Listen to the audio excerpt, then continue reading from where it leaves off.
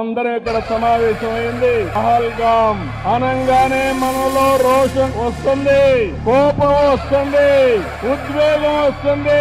ఖబర్దార్ జాగ్రత్తగా ఉండమని హెచ్చరించే పరిస్థితి వస్తుంది.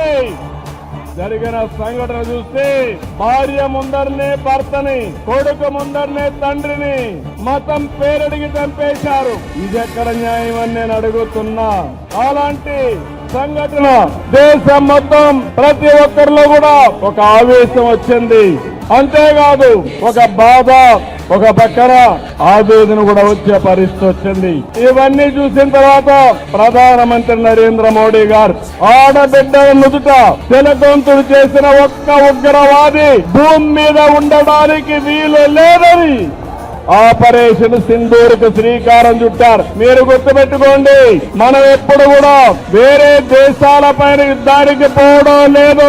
కానీ ప్రపంచాన్ని పట్టి పీడిస్తున్న సమస్య ఉగ్రవాదం. ఉగ్రవాదం పైన పోరాడే ఏకైక దేశం భారతదేశం, ఏకైక నాయకుడు నరేంద్ర మోడీ.